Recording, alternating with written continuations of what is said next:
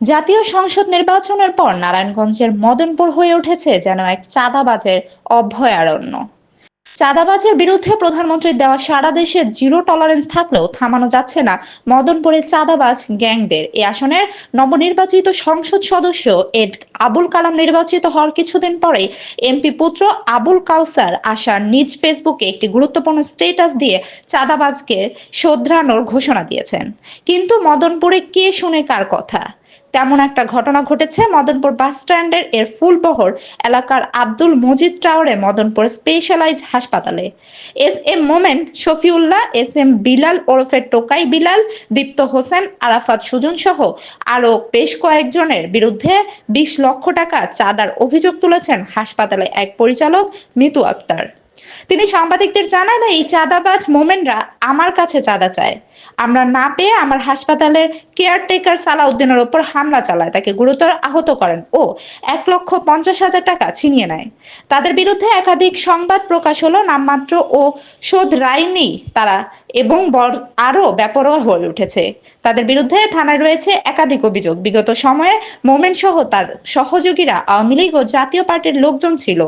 আওয়ামী লীগ ক্ষমতাচ্যুত হওয়ার পরে তার কিছুদিন গা ঢাকা দিয়ে থাকলেও কিছু নামধারী বিএনপি নেতাকর্মীদের সাথে সংহতা করে ফের এলাকায় সক্রিয় হয়ে বিএনপি নেতা বনে গেছেন। যেখানে বর্তমান প্রধানমন্ত্রী তারেক রহমান চাঁদাবাজের বিরুদ্ধে কঠোর ব্যবস্থা গ্রহণ করা আশ্বস্ত করেছে, সেখানে এসব চাঁদাবাজের কোন অদৃশ্য শক্তির বলে এমন বেপরোয়া হয়ে উঠেছে?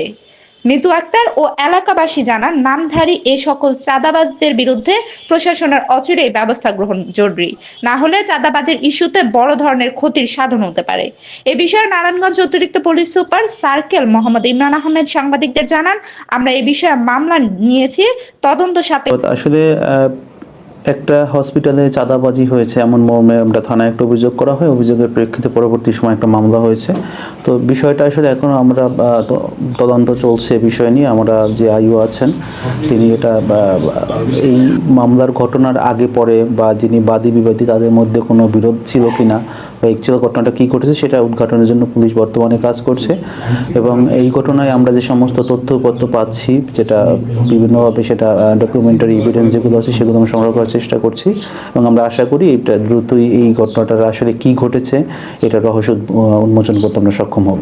এখানে আসলে মনে হয় হসপিটালে এরকম তো কিছু না। বিষয়টা যদি কেউ ইনজুর্ড হয়ে থাকে এবং যে আদার্স সেকশন যেহেতু মামলা হয়েছে সেই বিষয়টা মামলায় উল্লেখ করা আছে এবং আমরা তদন্তের প্রক্রিয়া হিসাবে অবশ্যই তার যে মেডিকেল ডকুমেন্টসগুলো আছে সেগুলো আমরা নিব এবং সেটা প্রয়োজনীয় ব্যবস্থা অবশ্যই নেওয়া হবে।